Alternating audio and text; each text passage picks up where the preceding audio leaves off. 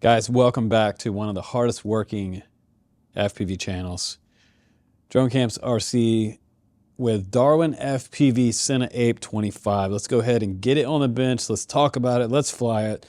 Today we're going to fly it with the 1RS from Insta360. So the video that I show you today is also going to be from the analog cam as well. I'm going to show you DVR of that and some 4K onboard footage. We're going to do 2 flight tests today with this review. I'm going to fly it with this heavy-ass, gigantic camera on there, see how it does on 4S on an 1100 pack. We're also going to run an Axis Flying 4S 1500 pack, also released for the X8 a while back, but it's going to be perfect for this one. And this one's kind of a stretched out frame, so from front to back you have more room than some of the other Cinewhoops out there. The popular Cinelog 3.0 right here, you know, it even has a similar truck bed back here, but this one actually has more room, and I'm going to show you that coming up on the bench in this review. But first, let's go out and fly the 1RS, some cinema, some quick flying around the yard, and then we'll do some freestyle with this. You'll be quite amazed at how well this one freestyles, and this one's probably one of the best analog priced quads out there right now on the planet at around $139.99. So $139 analog setup is what it is. 5.8G. Here we go. Let's do some flying. After that, we'll come back to the bench and I'll give you some honest to goodness from the heart opinions on the DarwinFpv CineApe 25. Here we go. Okay guys, let's go ahead and do a cinema test first with the CineApe 25. Cadex ants down in the left corner right there for the analog signal, and pay attention to that camera pretty close, because we're going to go some places that are going to give this VTX a real challenge, behind the shed, around the house, around to the front porch, and back inside the house as well. So here's the around the shed test, and I missed some scraggle there, just barely bounced off that. Full screen is our Insta360 1RS today as well. That's looking pretty decent considering it's super overcast. I like the kind of oversaturated quality of this camera. Kind of brings brighter greens than my GoPro does. And then back down behind the trees, a lot of scraggle in here that I really can't see in the winter. Right there, just making it barely through some of that.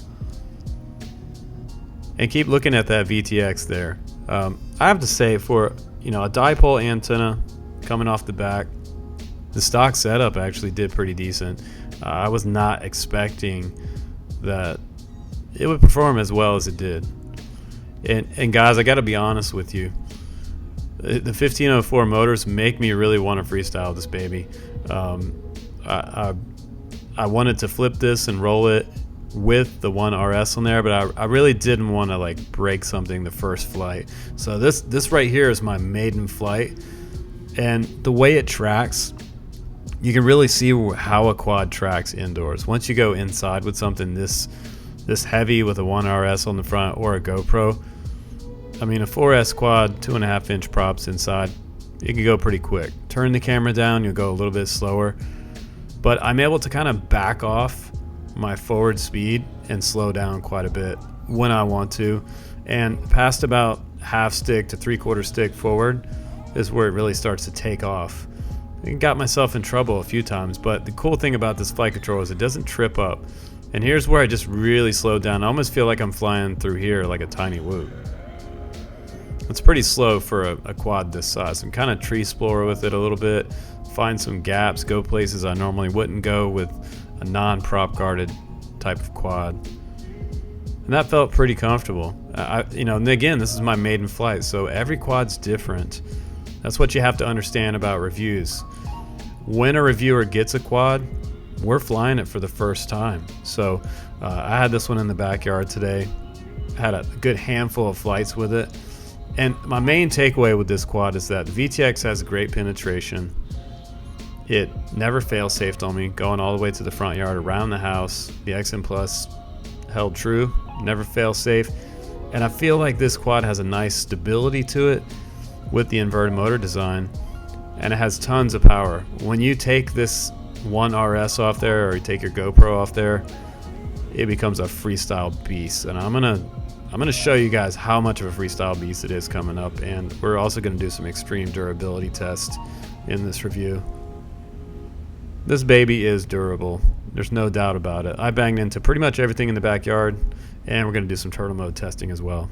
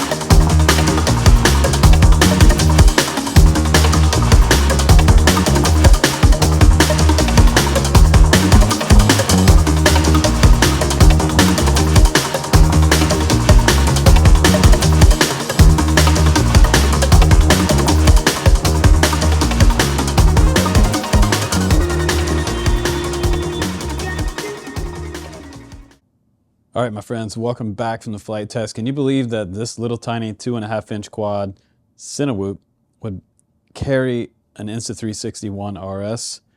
That's pretty impressive, and it did it very smooth. I was about a little over half throttle to just keep it straight ahead with a 4S 1500 pack on there as well. So this is a huge battery to slap on here with an Insta360 RS, and this little quad can do it with the power system that's on here. The 1504 motors on here, yeah, they're going to do the job to carry a GoPro or an Insta360 RS. So that's pretty cool. And with this one, I mean, if I was to slow down, I could probably get 6 minutes flight time, honestly.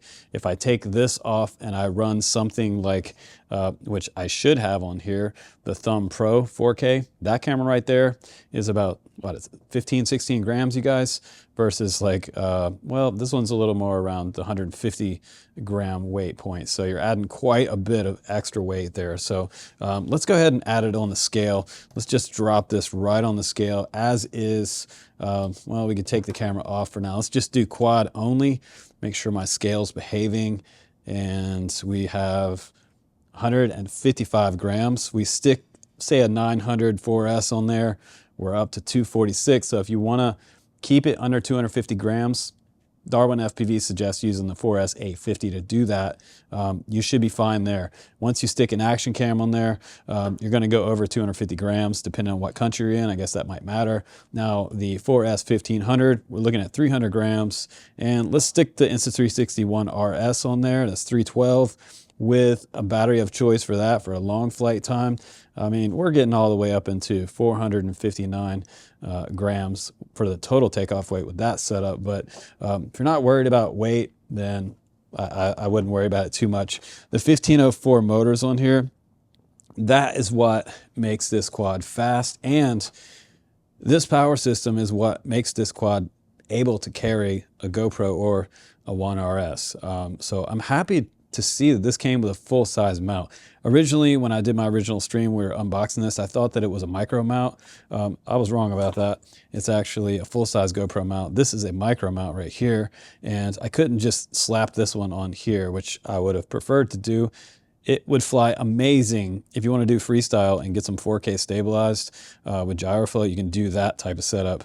But if you want to run a 1RS, you can also do that. I think that's great. Now, let's get into the stuff that I don't like about this one. First of all, the prop guards, they are durable. So check on the prop guards. I crashed the crap out of this out in the yard. What I don't like is that I had to use all of my different USB connectors to try to get to the flight controller. And for some unknown reason, once I took the prop guards off, I could not, I had to take everything off the bottom of this, the prop guards and this bottom plate right here, 4 screws here and 2 in the front, 1 in the back. Once I took everything off, I could get to the USB port, but otherwise I couldn't get to the USB port. And that kind of makes me a little bit, you know, crazy when I'm trying to set something up for the first time and I'm looking all over the place. I couldn't find it anywhere in here. And yeah, it's way down inside there. So you have to take this thing slam apart. So the other thing was that right when I got the whole thing set up and it was ready to fly, we did a live stream. We did a live setup for this. And I showed those guys, if you want to go back and see what it takes to get this broke down to be able to get to the USB port, watch that stream. But once I had it all set up, I had it all back together, and then I realized, oh my God, I didn't check my OSD. So plugged in my goggles, and thank God they were set up. So that's my biggest kind of problem with this. Now on their website, it says TrueX, but I would say this is slightly stretched as well.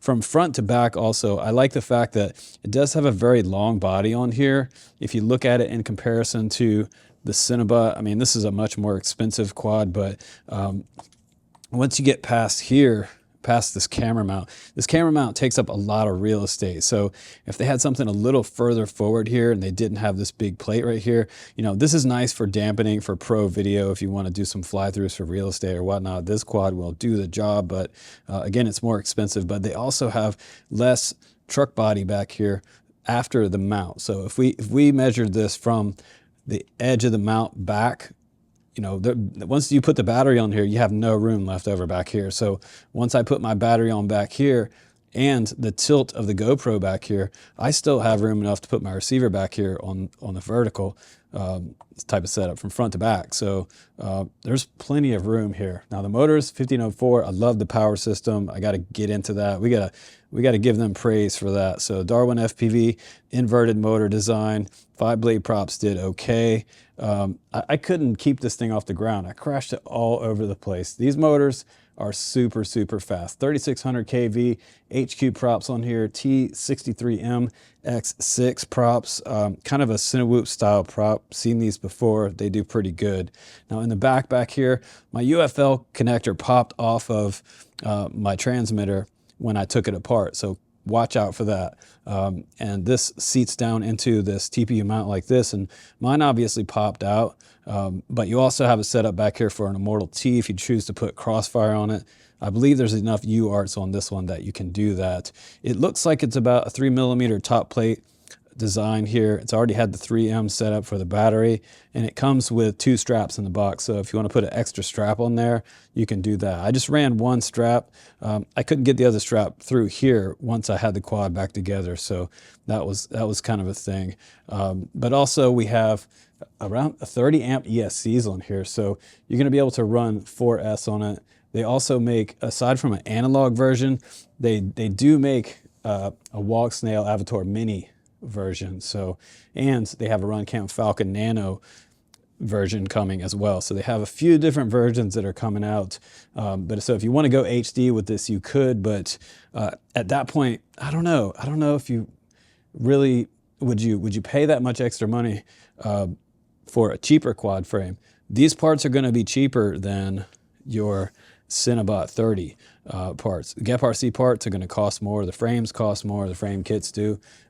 But this one, as it sits, analog, plug and play with no receiver, no batteries in the box. You have the option to get some 4S850s. If you add two 4S850s in the equation, they make their own batteries now, and that costs about $175.99 for that without a receiver. If you add something like ELRS on there, it's going to cost you close to $200. It doesn't look like the price changes any from going from no receiver to ELRS receiver. So maybe you get a free ELRS receiver, or there's one built into the deck as SPI, I'm not sure. They also have an R81 receiver that you can get, and the price still stays the same with two 4S850 pack batteries. So that's kind of funny. $192.99 looks like the maximum price. The HD walk snail version, it has yellow TPU front and back on that one, kind of a fluorescent yellow, but that one's $312. So anybody who's already got walk snail, it's the mini version as well, like the 1S style flight controller, HD VTX. And then the Runcam Falcon one looks like that's going to be $352. So man, that's getting up there closer to the $400 range. At that point, you could probably have one of the Cinebots with the 03 on there. Well, yeah, this is a $500 quad. Who am I kidding? So this is probably one of the cheaper ones out there on the market right now for analog guys. If you're considering analog Cinewhoop, I'd go with something like this. If you're on a budget, get it with no receiver, poach one of the receivers off your other old quads, and slap one on here. I just put an XM Plus on the very back, and we had some fun today in the backyard with some ripping. As far as the freestyle performance of this quad goes, it's freaking awesome. I wanted to try freestyling it with the one RS on here, but I didn't want to break this lens doing stupid stuff in the backyard. You know what I mean, guys? So I took it off and I freestyled it with an 1100 and a 900 battery. And for some reason, my battery voltage wasn't calibrated, and it was two HV batteries. So for some reason, the OSD flight controller thought that we were overclocked, and it said low battery land now, which I don't know why. If it's over, it would say land now, but it was having some battery calibration issues too. So that might be something also think about. Stock out of the gate, if I put something that was 15 volt on there, it was fine. The OSD was fine. It was like nothing was going on. But once I got up to that like 17 volt range, it was like saying low battery. So I don't know what's up with that. So you guys can take all that information and research it amongst yourselves. Put some comments on this video, guys. If you enjoyed this video, please do subscribe, and check me out on Patreon for all my heartfelt, honest reviews right here on the channel, guys. I keep the Army strong. I appreciate all your support. And like always, guys, I will see you on the next one. Take care. Check out the link down below if you want to grab one. I'm Justin Davis. I'll see you on the next one.